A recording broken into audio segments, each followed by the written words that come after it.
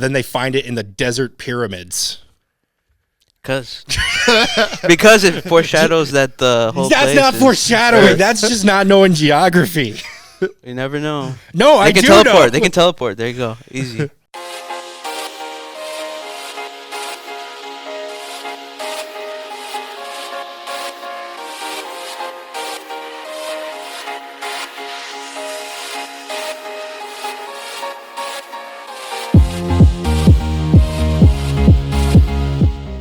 Hello and welcome to another edition of Popcorn Bucket List. And last week, I was a little bit more of a Debbie Downer. It was more on myself, I would say. But this week, hey, new week, new Nick. We're back. We're at ready. it. We're ready. We're good to go, and I'm feeling good this week. Not just because of the topic, but because of who we're talking about it with here. Joining us once again, David, back on the show here. How you doing today? There we go. Yeah, high five. Good. I'm ready, Freddy. Like, I don't know. Last time I was on the show, it like transformed me. You know what I mean? Oh, okay. Yeah. I'm like, I feel different now. You know. Start the pun counter for Transformers. maybe Yeah. evolved a little bit. Oh yeah, maybe That's not even a I don't know if Transformers thing. that's, No, yeah. that doesn't even count. Yeah. I don't know what you're going for with that one there. Yeah. maybe I'm more than meets the eye. There it is. There you go. It That was is. a good one. There it is. Yeah, as we've alluded to here, it's Transformers week here this week. Transformers 1 coming to theaters here. And, I feel like we missed an opportunity last time a Transformers movie came out to talk Transformers here. So we're going to take that opportunity this week. It's one of my favorite franchises, I'll admit, despite the fact that the movies have not been the best, to put it lightly. But I've been a pretty big fan of it for a while. I was introduced to it like I think a lot of people were with the 2007 movie. Was that your guys' first experience as well, or was there a TV show or something that you saw before that? You can go first. I was going to say, I definitely remember watching the cartoons when I was younger. Didn't really get into them. It was just kind of a thing. I never really had Transformer toys when I was a kid. But I remember seeing it, but the first movie was like the real big introduction to Transformers. For me, I don't want to spoil the future, my future picks, but I was introduced to Transformers a little bit before the movies came out, or around the same time, and then that led into watching them continuously after that. Yeah, because I think a lot of people don't realize how many different series, just TV series alone, there's been. Obviously, there was the first one in the 80s, but there have been a lot of other spin-offs, separate ones, and whatnot here. But we are going to be focusing a little bit more on the movies when we table the TV series for another time. We didn't want to talk it all right here, right now, because then we got nothing to talk about later on. Yeah. So let's move then into the opening spotlight. We're going to be talking about just a real simple top 3 ranking of our favorites. I don't know if I really clarified this with you guys before, but we're going favorite route here. Okay. Sometimes we go best. I think it's easier with these ones to go favorite, personally. Yeah, because they're not all that great, but No. some of them aren't all that great. Some are better than others. Yes. Let's put it like that. So we're going to do our top 3 favorite Transformers movies here in classic sort of Olympic podium fashion here.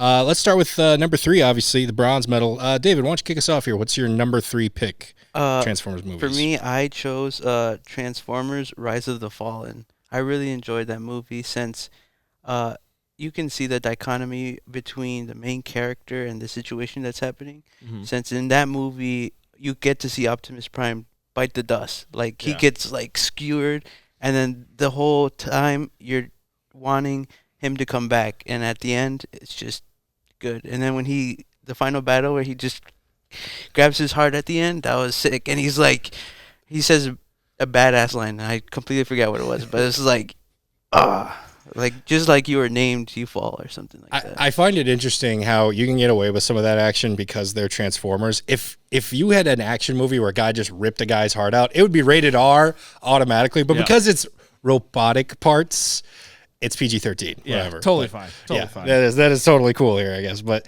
you are right. That forest battle, I think, is probably peak Optimus Prime, or at least one of the peaks of Optimus Prime. Just him going toe-to-toe, 3-on-1, only to protect a human. No one necessarily asked him to, but that's Optimus for you right there. So you don't have to raise your hand. Oh, okay. We're not I'm just going to say, and like during that battle when he's like gets like the prongs on his hand and he just rips that guy's face open. That was Again, sick. rated R in any other context. Yeah, but it because was it's sick. It robots, was sick. We're fine. We're fine with it then. Ryan, your number 3 pick. I'm curious how you're going to justify this one here. Okay, well, first off, it's Transformers: The Last Night. I am a sucker for medieval movies. Anything that can relate to medieval times, and just the thought of having giant robots out going around with like the Crusades is awesome. It's got Anthony, the old guy, Anthony Hopkins. Yep. Fantastic actor. Like you said, it's got its faults. It's not a great movie, but I just love the idea behind it. Some of the cinematography is good. And yeah, I just remember when I watched it, I thought I was like, oh, this is cool. I liked it. So it's not, I'll be the first to say it's not great, but I just love the idea. How would you react if you found out they did like a Game of Thrones Transformers crossover? I'd be fine with that. I just figured you'd react a little bit more to it. No, see, Game of Thrones, to me, okay, I'm going to say it. I don't think season 8 of Game of Thrones was that bad. I think controversial. I think What? Dany got Crazy. exactly what she deserved. She was not a good princess. She was not a good queen. She was bad. They foreshadowed it the whole time. And I just irks me that people are like, oh, they could. No, it wasn't that bad. Yeah, the lighting was too dark in the final fight. I get that. Did they rush it? Yeah. But Dany, get over yourself. She's not a good person. If you say so. Not the reaction I was planning to get out of him, but a reaction nonetheless. So for my number 3, similar to how you have Last Night high up because of Anthony Hopkins, I think some people who know me really well would be surprised this isn't higher. I'm going to go with Bumblebee as my number 3, mainly because of Haley Steinfeld. Can we get another I movie agree with with her in that. it? 100%. Yeah. I don't know why that's not. That's probably your 1, 2, and 3. No, Got but him. is that Got an him. option? Could I do that? I suppose I made the rules to this. I could have just done you that. could just do that. I will say, overall, I think that Bumblebee movie was kind of the breath of fresh air the Transformers franchise needed. It needed to take a step back, not do a whole war scene battle like they've been doing. They just need to take a step back and have Bumblebee go one-on-one a little bit, just to kind of reset the pace here. Yeah, did Michael Bay direct that one? No. Okay. I don't even know if he produced that one. Okay, you can probably tell by it's not. Whoa, Michael Bay. Yeah. But yeah, Bumblebee, they put him in the original Volkswagen Beetle, which is what he was in the original cartoon, which they referenced 2007. I thought that was kind of interesting as well. Also, I would agree, it probably had more. I remember when I watched it the first time and I was like, this is the best Transformers, because we were just so desperate for a great Transformers movie. And then I rewatched it, I was like, it's not as perfect as I always thought it was. It's got its faults as well, story-wise and everything like that. But overall, my number 3. Ryan, why don't you kick us off for number 2 here for your silver medal? My number 2 is, David, I'm going on your back, Revenge of the Fallen. Like you said, you get to see the quote-unquote downfall of Optimus Prime. I am Optimus Prime. That was That was more like Bane. Yeah, I can do the Optimus Prime voice. Okay, let's hear it. I don't want to embarrass myself right now. Okay. Maybe after. Maybe All right, after. all Maybe right, after. all right. But no, I really enjoyed that one. This is I believe the second one with Sam Witwicky. Yep. Shia LaBeouf. The 2 of the Shia trilogy. Yep. Or the LaBeoufadry, if The you will. LaBeoufadry. Ooh, I like that. That was good. Thank you. Yeah, no, I enjoyed that one. It was good. A solid follow-up, and that was kind of early Transformers, early Michael Bay. And correct me if I'm wrong, but I think that's the highway scene that they recycled from another movie. No, that was in Dark of the Moon. Is that in Dark of the Moon? I know which one you're talking about. Yeah. But That's always funny. There are clips, I think, in Revenge of the Fallen that they recycled from the first Yeah, Transformers. for Okay. sure. Yeah. Some I love that. There's like because there's a moment where Soundwave like goes to the satellite and it's the exact same shot twice. Yeah, it is. And then there's like one where the Transformers are launching their attack, and it's like the same thing from when the Optimus in the group came from the first one. So Okay, nice. some people call that lazy. I think Michael Bay would justify it being like, hey, it saved money. Save money. We could add another arm ripping off. Yeah. In the next scene. That's why we get the heart ripped out. Yeah. He did it for us. That's why he we did get it for the fans. That's why we get the sexy lady scene. Yep. Yep. That budget's got to come from somewhere, I guess. They had to save. I am going to talk about Dark of the Moon here. I see your guys' points with Revenge of the Fallen, but I've never. I guess as a kid I liked it, but when I grew up, there's just way too many faults. I go Dark of the Moon because to me there were way more emotional moments. Like we make fun of Shia LaBeouf's acting, but he does the best work with it's just him and Bumblebee. I feel like not only that, even though you don't believe that Transformers are actually died during that shuttle launch explosion, Shia LaBeouf kind of sells it. Where he's like, oh my God, I pretty much just lost all my friends right then and there. What are we going to do now? We are at the hands of the Decepticons and all that. Plus, I would argue this movie has the best shot of any Transformers movie. It's the one we've wanted the most. When Optimus Prime is flying in and they're like making that final assault, and it's that one tracking shot where Optimus is sliding and he kills like 10 Decepticons in one smooth shot. Yeah. And that almost made me more mad because it's like, Michael, you could have done this the whole time. Yeah. You knew how to do it. Why haven't you been doing it for 2.5 movies? But it's just Optimus being like, boom, boom, I'm going to shoot you. You're dead. I'm going to rip Shockwave's face out. Yeah. Like, that is the best shot in any of the Transformers movies as far as I'm concerned. I forgot about that, but you're right. As soon as you said that, I was like, yeah, I do remember that. It was because that's one of those scenes that reminds me of like the scene, well, you might not, but from Lord of the Rings where Legolas throws the shield on the steps and slides down. That was like one of those. I guess you could say it's similar to it's that. Like one of those, like this, that was just awesome. That was the coolest thing. And yeah, that I agree. You look like you were kind of disagreeing with me there. What do you got some qualms with my pick? I would have accepted Dark of the Moon for your third pick, but not second pick. There's so many inconsistencies with Dark. I can say the same thing about Revenge of the Fallen. No, but Dark Side of the Moon has even worse because it's like, oh, we're going to introduce this bad guy. Like, no foreshadow, no nothing. And the only reason I don't have Dark of the Moon on any of my lists is because they kill Ironhide. That made it. That's the only reason that movie isn't good for me. But because they just killed Ironhide. If you're going to have a war movie, you got to have some stakes. And you have to think to yourself, oh, if Ironhide could die, I mean, I think some of these other guys could die too. Nah, I feel like that movie just disregarded some past plot points too and characters. It kind of ruined the experience for me. If you want to talk about inconsistencies, why is it at the beginning of Revenge of the Fallen, the Star Harvester is in this like forested mountain area, but then they find it in the desert pyramids? Because it foreshadows that the whole That's place not foreshadowing. That's just not knowing geography. You never know. No, I do know. They can teleport. There you go. Easy. They can teleport in some Transformer cartoons and in the movies too. Okay. There you go. All right, fine. You want to talk about inconsistencies? Jetfire can teleport them, but then it's established in Dark of the Moon that Sentinel invented space bridge technology after that. So how can he create a space bridge when it's not invented? Well, maybe he's just that good.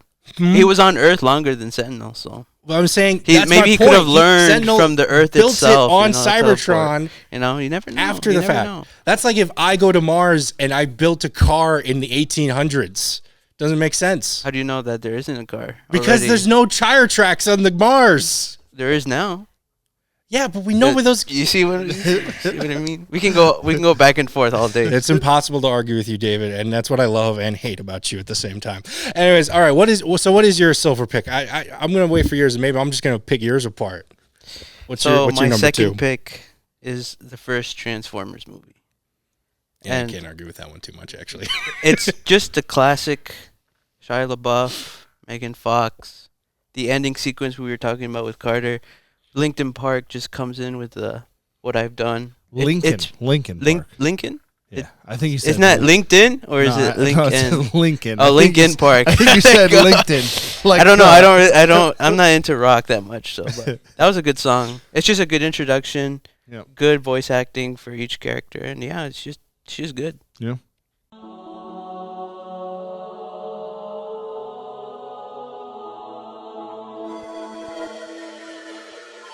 Oh my God, that's a lot of enemies.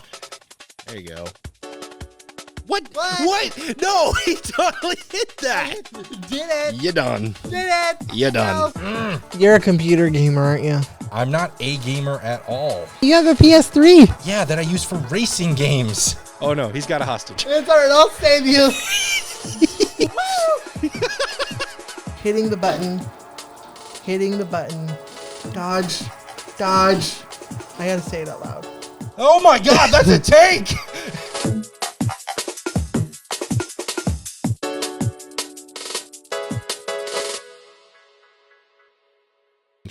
All right, let's move on to number one then, the gold winner. This is our favorite Transformers movie. I'll kick us off if that's all right with everyone here.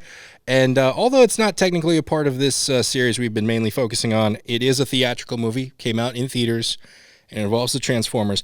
I'm talking about Transformers, I'm sorry, let me give it the full title, The Transformers, the movie. Oh. It's a very confusing title. But this was the movie that came out in the height of the TV series. They had done like 2 seasons. They decided to kind of capitalize on this popularity. They came out with a theatrical version. You guys talked about Revenge of the Fallen, how this was like the big movie of like Optimus Prime kind of dying and how that kind of motivates everyone. In here, Optimus Prime dies and he stays dead. It's like, stays dead throughout that movie. He comes back to life later on in the series, but that's neither here nor there. But this did a lot more like world building or universe building within that Transformers universe. You know, there's other alien planets. They go to some crazy spaces. It introduces some new fun characters, including Hot Rod, who would become Rodimus Prime, basically the successor. Someone I think should really get his shout out in these movies. I think he's a pretty cool character. You have the introduction of Unicron, which, by the way, was voiced by Orson Welles in his very last role. Really? Oh, that's it was cool. his last movie role, and it was for Transformers. Don't know how they pulled that off. But Galvatron, I don't know. It just really kind of reinvigorated the franchise, in my opinion. Again, is it perfect? No. But similar to Dark of the Moon, I got to give a movie credit when they kill off a character and they stay dead. You know, and maybe that's why I'm okay with the Ironhide death, is because I think that adds stakes to it. So, yeah, I'm going nostalgic with that one for the 80s. David, why don't you kick us off? What's your gold pick for favorite Transformer movie? Let me go last. Let's do Ryan first. Okay, you go first. I did the original, not original, but 2007 Transformers movie. That came out in my teens. Ooh, late teens. And mid-teens. And it was awesome. It was like a cinematic, like over-the-top Michael Bay explosions. And you had Shia LaBeouf, who at that time was just top of the charts. Shia LaBeouf was awesome. Still is awesome. Kind of goofy. Kind of weird. Kind of emo. But I really like Shia LaBeouf. Megan Fox was pretty cool, too. But it brought everything together. And like when he first crashes in there and he's like, Sam Witwicky, I'm looking for the glasses. It was awesome. The movie was good, and it reinvigorated the Transformers kind of for me. Like you said, I'd seen some of the TV shows when I was younger, but it wasn't really like cool. It was kind of cool, but then this was like, oh, maybe I should look more into this. There's a lot of stuff here. So that was it. It also did wonders for the Chevy Camaro. Yeah, which is kind of why I got into it. But whenever I see one, it's like, it's Bumblebee. It's Bumblebee. Yeah. No matter the color, it's Bumblebee. Yeah. We know what you're doing. You're just hiding. Yeah, we're like, gotta respect it, you know. Yeah. All right. Well, take us away then. What is your gold pick? Okay, so I was gonna do a serious pick, but my heart didn't let me. So an honorable mention before I get to the gold pick is Transformers: Age of Extinction, and the only reason I put it in is because of dinosaurs. Yeah. Optimus Prime riding the dinosaur with the sword. That's cool. Iconic moment. That's the only honorable mention I wanted to include because, sure, they did bring back Megatron in a different way, which I didn't kind of like, but the end fight scene was pretty good. But really, it's just the dinosaurs were just too cool, in my opinion. I know you said movie picks, but I just had to put in number one Transformers Animated 2007. If you know, you know. If you've seen it, you've seen it.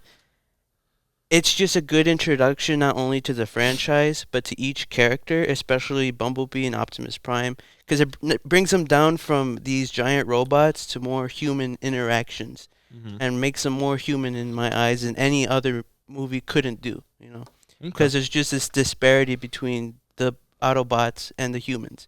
While in this animated series, they kind of flesh them out more character wise and like makes them more human, in my opinion.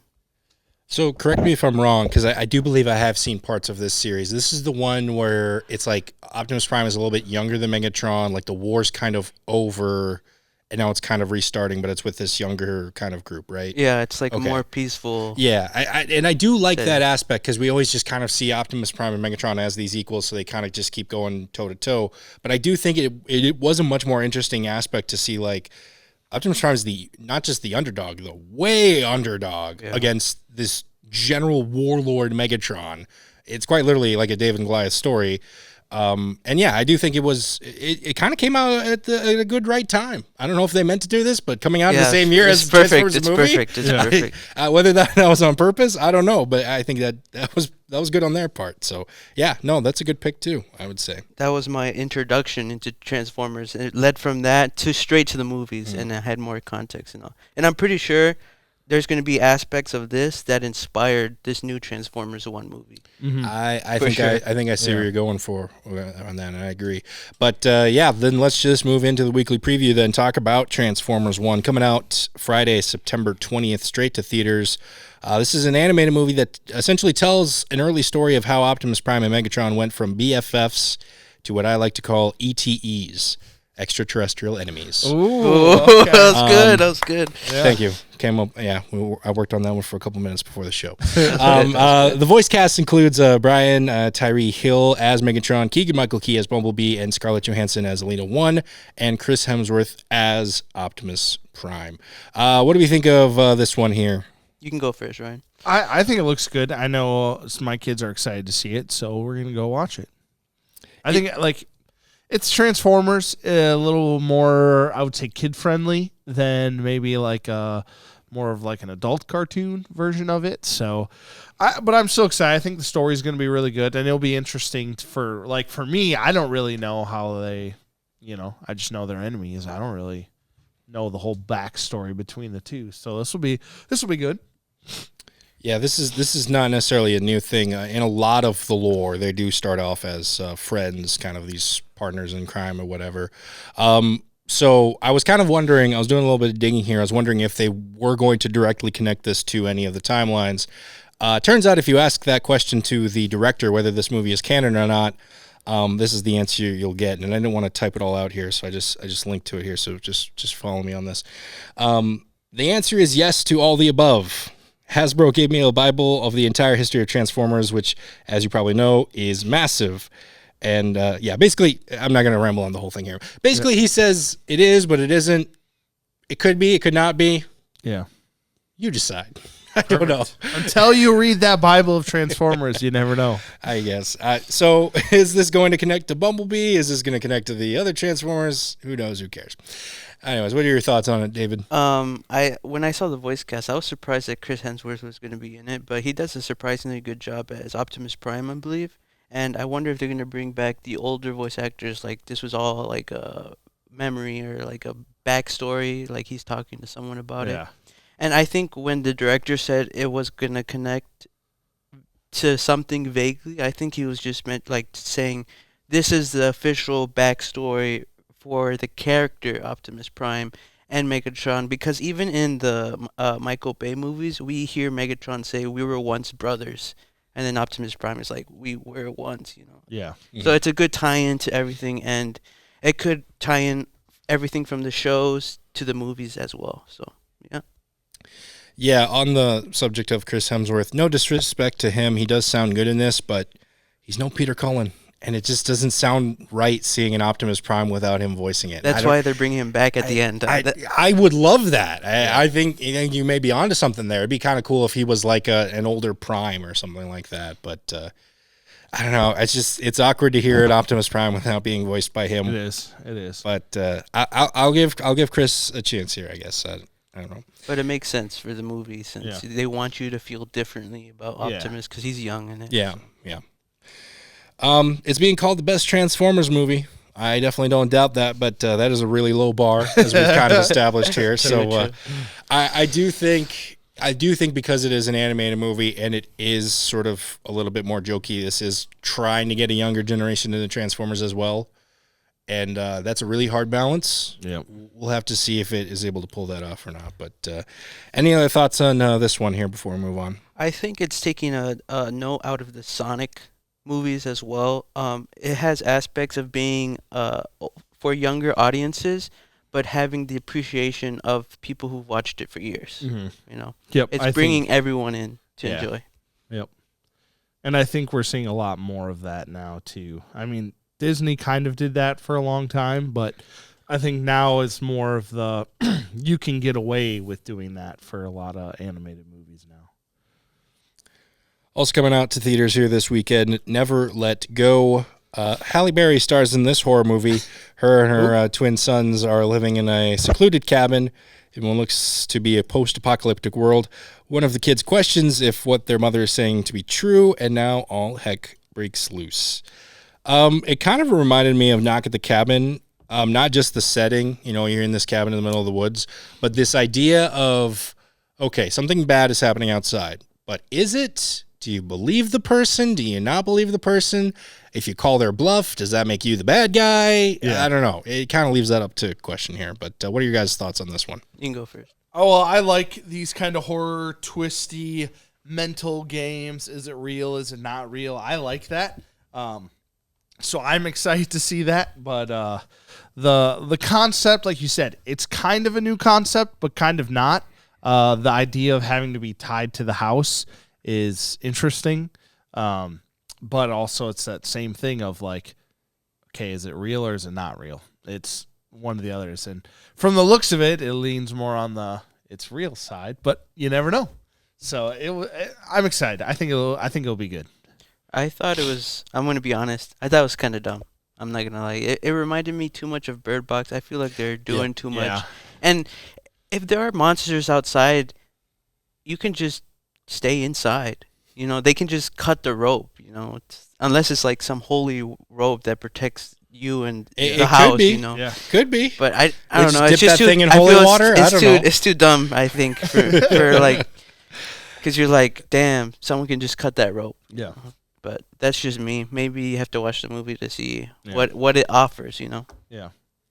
Yeah, it does kind of seem like one of those movies that, like, every once in a while, a horror movie, I think especially, will set up a lot of rules to add to the tenseness of it. Like, oh, you can't do this, so it kind of restricts the character and, like, gives the monster the upper hand. But when you add too many rules, then you're right. It's like, well, okay, but if there is a monster, why can't they just...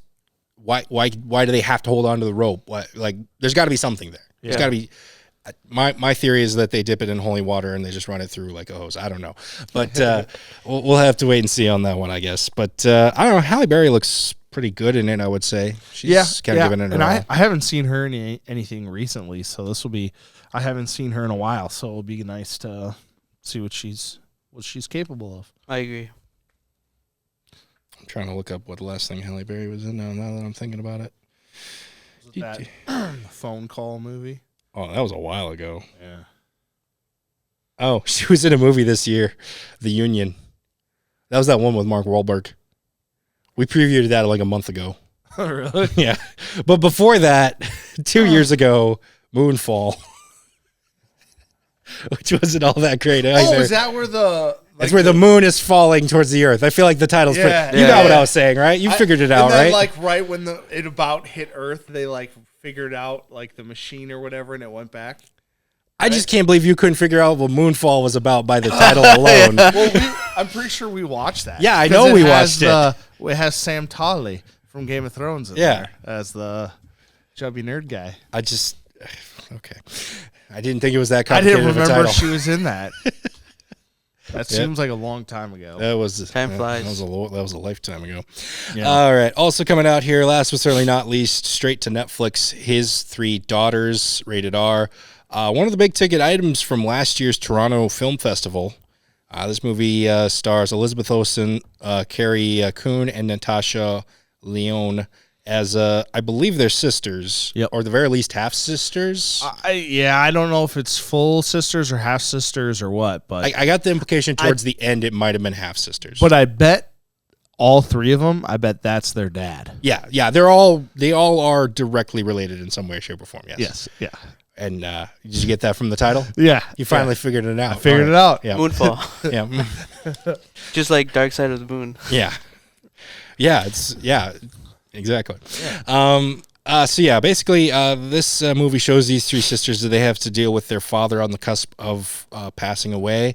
Definitely not very heart or inspirational movie, I would say, this week. But I do feel like this film is going to relate to a lot of people because at one time or another, siblings are going to have to deal with something like this. And I feel like even if you have some of the strongest relationships, it can put a strain on it and kind of make you fight in this. People deal with that grief and sadness in such different ways. And a lot of times you fall into the, well, I'm doing all this, nobody else is doing this. Why are you not doing this? And then it's like, Echo chamber. oh, I didn't know you wanted help with that.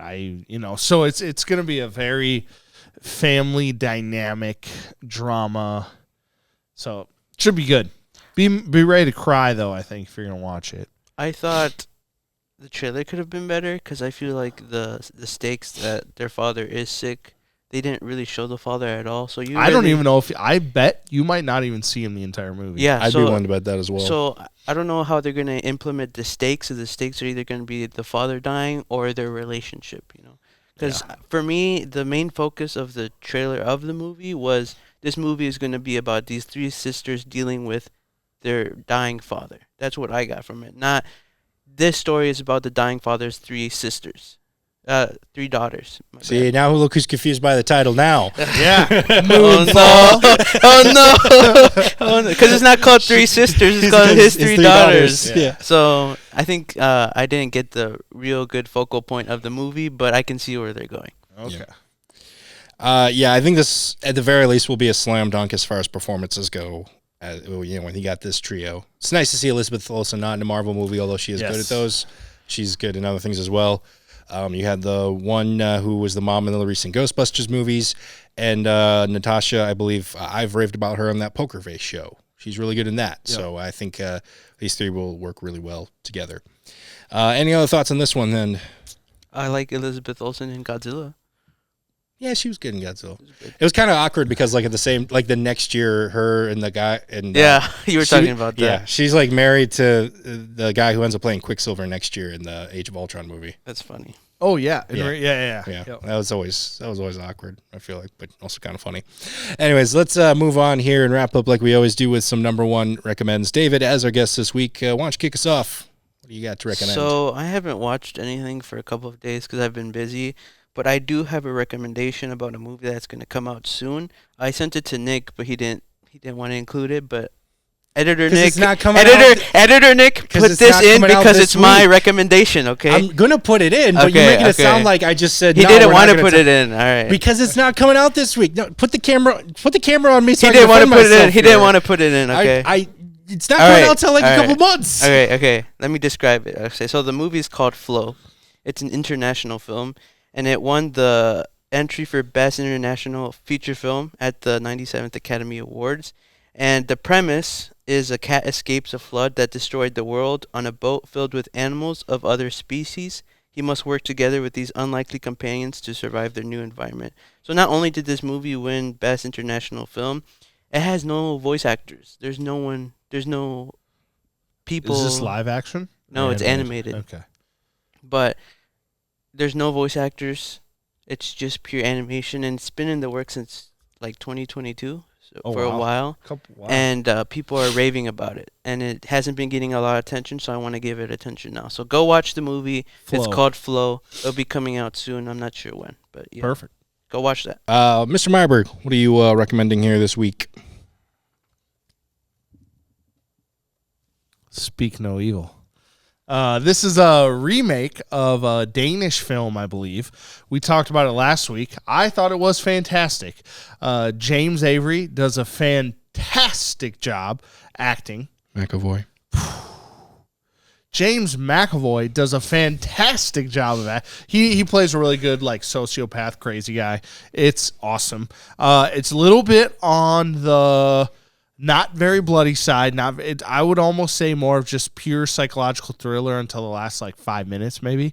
Also, a little bit of a slow burn. Like there is a lot of backstory to it. They fill in a lot of things. But all in all, I really enjoyed it. I thought it was well done. I somewhat believable. And yeah, I could see this being a true crime story. Yeah, like in real yeah, life, yeah. to be I could see honest. this being a real thing, and there are things like this. Maybe not to this extent, but there are things like this that happen. So it's definitely worth a watch. It's go check it out when you can. It occurred to me, I don't think either of us recommended this one before, so correct me if I'm wrong, but Beetlejuice, I don't think either of us recommended it Oh yeah, after we had seen it. So I don't know. If you enjoy Tim Burton, you're going to enjoy this movie. I think this was kind of peak Tim Burton. He's having fun behind the camera. Everyone in front of the camera is having fun. The music is great. The set decorations are great. Michael Keaton is great. Even though I read this and I couldn't believe it, he apparently only has 17 minutes of screen time throughout that whole movie. I believe it. It's like a little over, it's only 17? Yeah, It's like an hour and a half. because most of the time it's like a quick like cutaway of him saying like I don't care. it's It blah, feels blah, like it blah, should it's be like, longer than 17, but It he should still, be, but he still that's- steals the show. So does Catherine O'Hara. So does Winona Ryder. So does Jenny Ortega. They're all stealing the show from everyone here throughout the whole movie. So Yeah. I think it was a great time. So check it out, or check out the first one here as we get into spooky season a little bit more. Ooh, yeah, it's right around the corner. Spooky skeletons. Well, that's going to do it for us here on this episode of Popcorn Bucket List. David, let people know where else they can find you. What are the things you're doing? You can find me on my YouTube channel at DavidNader12. I do weekly content, new videos. Soon, hopefully, I'm going to get some work done first and then get back to the grind. So, yeah, expect new videos soon. Go check me out. For myself, David, Ryan, and Carter, we'd like to thank you so much for watching, and we will see you at the movies.